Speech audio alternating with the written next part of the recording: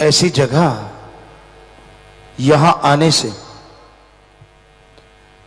इंसान की आत्मा को अलौकिक आनंद मिले, मन को रोकने के लिए यहां से राम नाम का हथियार मिले। सत्संग में आने से इंसान के गम दुख दर्द चिंताएं मिट जाया करती हैं और आत्मिक शक्ति मिलनी शुरू हो जाती है। जो जो गम दुख दर्द चिंताएं खत्म होती हैं, त्यों त्यों मालिक से प्यार बढ़ता है, खुशियां बढ़ती हैं, इंसान बेफिक्र होकर बेगमपुर का बादशाह बन जाता है। गमगीन इंसान को कुछ भी अच्छा नहीं लगता। इंसान के दिलो दिमाग में जब कोई दुख हो या जब कोई गम हो तो दुनिया रुखी रुखी सुन्नी सुन्नी लगने लगती है।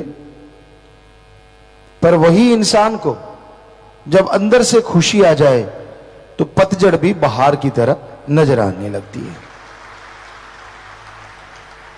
तो सत्संग एक ऐसी जगह होती है, यहां आने से इंसान के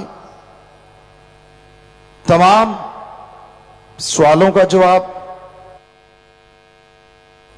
उसे जवाब मिलता है, उत्तर मिलता है और उसकी जिज्ञासा शांत हो जाती है। सत्संग में आओ, सुनो और अमल करो। सुनने से, अमल करने से जन्मों जन्मों के पाप कट जाते हैं।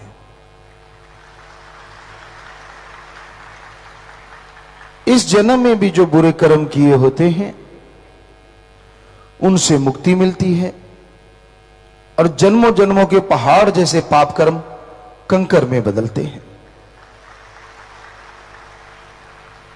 संग का रंग लाजमी चढ़ता है।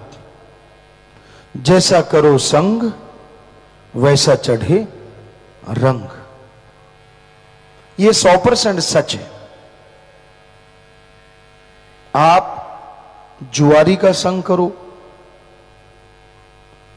पत्ते लगाते उसे देखते रहो, उसके बढ़ते हुए पैसे, उसकी बढ़ती हुई ताकत से आप बड़े खुश होते हैं। यार ये तो बड़ा काम आसान है, ऐसे ऐसे करो, पैसे दुगुने तिगुने 4 गुना कई गुना हो जाते हैं। या शराबी का, नशेड़ी का संग करो, वैसे ही दिलो दिमाग में विचार आने शुरू हो जाते हैं। तो संग चुगलखोर का करो तो चुगली करने की आदत पड़ती है। संग बुरे कर्म करने वाले का करो तो बुरे कर्मों की भावना दिलो दिमाग में छाई रहती है। तो इसलिए संग का रंग लाजमी चढ़ता है। संत पीर फकीर कहते हैं आप सत्संग करो ताकि परमपिता परमात्मा की बात सुनो, और भगवान की बात सुनने से आपके संचित कर्म कटते हैं, नए अच्छे कर्म करने की शक्ति मिलती है और उस परम पिता परमात्मा से प्यार मोहब्बत बढ़ता है। जिंदगी में अगर भगवान का प्यार हो, सतगुरु मौला राम का प्यार हो, हमें नहीं लगता किसी और नियामत की जरूरत पड़ती है। दृढ़ यकीन, सच्चा प्यार। दुनिया में लाखों लोग ताने मारे, लाखों लोग गलत बोले, पर उसका एक प्यार जिंदगी जीने के लिए और बहार जैसी जिंदगी जीने के लिए काफी है। कई बार आपको कहावत सुनाते हैं, तेनू यार नाल की, तेनू चोर नाल की, अपनी नवेड़ तेनू होर नाल की। कौन कैसा है उससे तूने क्या लेना है।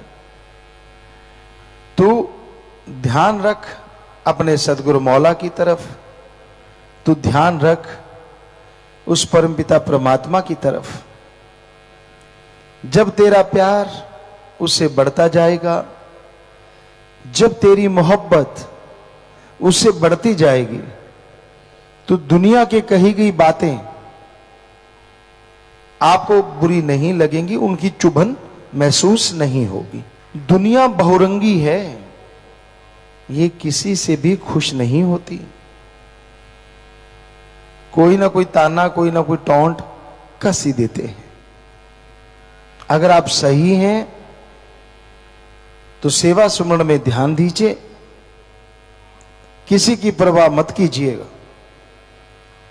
तो यकीनन आप खुशियां हासिल करेंगे। इंसान बड़े सेंसिटिव हैं, जरा सी कोई बात कह दो तो मुंह मोड़ लेते हैं, गुस्से हो जाते हैं। मालिक से जब प्यार होता है ना, उसमें क्यों किंतु परंतु की कोई मतलब नहीं होता। जैसे वो रखता है, जिस हाल में रखता है, जो उसमें खुश रहते हैं, उनकी हाल और चाल दोनों बदल जाती हैं। हाल बहुत अच्छे हो जाते हैं और चाल सदगुरु मौला की तरफ ही चलती है। आप पूछ तो लेते हो तेरा हाल चाल क्या है, खुद को पता नहीं होता मीनिंग्स क्या है।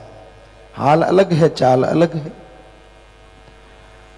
सो दोनों चीजें परफेक्ट हो जाती हैं जब आदमी सतगुरु मौला से प्यार करता है। पीर फकीर अगर थोड़ा डांट भी दें, पता नहीं उसमें क्या छुपा होता है। एक आदमी सेवा करता है, दिलो जान से सेवा करता है, पर क्या आप मानते हैं कि सारे उससे खुश हैं? पता नहीं कितने ईर्ष्या वाले बैठे होते हैं। सतगुरु ने उसे दात भी देनी होती है, लेकिन ईर्ष्या वालों को भी शांत करना होता है, तो कई बार वो प्यार की बजाय डांट से ही दातें बख्श दिया करते हैं। पर रूहानियत कोई ऐसी समझ ले फिर तो बात ही क्या। अब अगर प्यार से बोलो तो बड़ा खुश, और डांट दिया तो पूछ टेढ़ी, फिर गड़बड़ हो जाती है। तो इंसान को हमेशा दिलो दिमाग में रखना चाहिए, पीर फकीर कभी किसी का बुरा सोच नहीं सकते, करना तो बहुत बहुत दूर की बात। और जो सेवा करते हैं उन्हें तो कभी कल्पना भी नहीं करनी चाहिए कि सदगुरु मौला उनका आकाज करेंगे या अल्लाह राम उनका आकाज करेंगे, क्योंकि वो तो बिना सेवा वाले, बिना नाम वालों का भी भला मांगते रहते हैं, और सेवा वालों को तो पता नहीं क्या क्या तोहफे बख्श दे। बस वचनों पे पक्के रहो, सेवा सिमरण करते रहो। ये हो नहीं सकता कि आपको खुशियां ना बढ़े, खुशियां बढ़ेंगी, पर वो कहते हैं ना, जिसे वो प्यार करता है उसे अजमाता है, और अजमाने के बहाने खजाने खुशियों के लुटाता है। पर जो अजमाने में ही खिसक जाए तो फिर सतगुरु क्या करे? कई होते हैं। सो ध्यान यही रहे कि सत्संग सुन के अल्लाह राम से लिब लगाए रखो, तो राम अजमाते अजमाते भी दिया में रहमत से माला माल कर देंगे, अंदर बाहर बहारें ला देंगे। जब ये भावना आ जाती है, सामने मां, बहन, बेटी, बेटा, बाप, कोई भी हो, किसी की परवाह नहीं रहती। इंसान के दिलो दिमाग में काम छा जाता है, और कामी कीड़ा किसी को भी अच्छी निगाह से कभी देख ही नहीं सकता।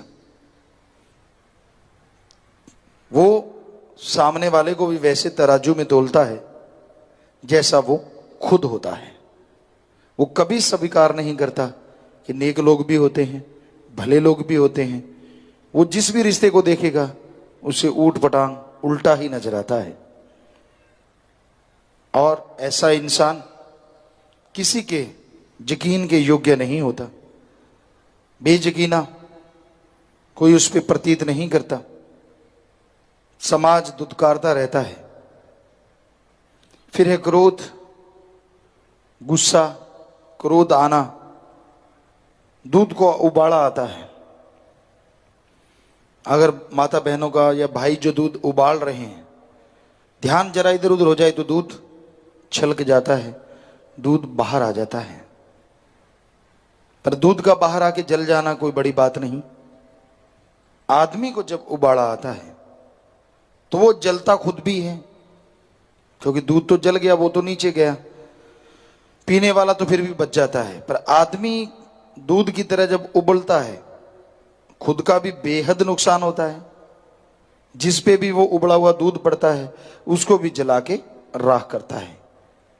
अपनी माँ, बहन, बेटी, पति, पत्नी, कोई भी सामने आ गया, पता नहीं गुस्से में क्या बोल देना है, पता नहीं गुस्से में क्या बक देना है, फिर उसके लिए पछताता है। तो इसलिए क्रोध भी कम घाती नहीं है। फिर वह लोभ, लोभ है सर्व पाप का बाप। लोभ लालच के लिए लोग क्या नहीं करते। लोभ लालच के लिए लोग हर हद से गिर जाते हैं। आपने सुना होगा, बेटे ने बाप को, बाप ने बेटे को, भाई ने भाई को, बेटी ने बाप को, तो ये मारा, ये सब लोभ लालच की वजह से होता है। वरना क्या आपने किसी माँ बाप को सुना है कि वो मारने के लिए बच्चे को पैदा करते हो? कभी नहीं। क्या ये सुना है कि बच्चों की परवरिश इसलिए की जाती है कि बड़े होकर माँ बाप को मार दें? नहीं। फिर ऐसा क्या हो जाता है कि वो खून, वो रिश्ता, वो नाता सब एकदम से बदल जाता है, जहर बन जाता है। तो वो होता है लोभ लालच। फिर है मोह ममता। हमने कलयुग में देख लिया है, अजमा लिया है बड़े बड़े बहादुरों को, बड़े बड़े योद्धा, जो लगता था कि नहीं, लेकिन मोह ममता के सामने सब घुटने टेक देते हैं। अपना सही लगता है, बाकी सब गलत लगते हैं। स्कूल में, कॉलेज में प्रिंसिपल, वार्डन कोई किसी को कहे कि भाई आपका बच्चे में ये कमियां हैं, तो ठेस पहुंचती है। कहता नहीं, ऐसा हो नहीं सकता। बच्चे से पूछता है, अब जिसने गलती की है वो थोड़ी ना मानेगा। नहीं पापा, मैं सही हूं, ये सारे गलत हैं, मेरे में कोई कमी नहीं है। हम ये नहीं कहते बच्चे की सुनो ना, बच्चे भी सही कहते हैं, बच्चे की भी सुनो, लेकिन उसकी तहकीकात भी तो करो।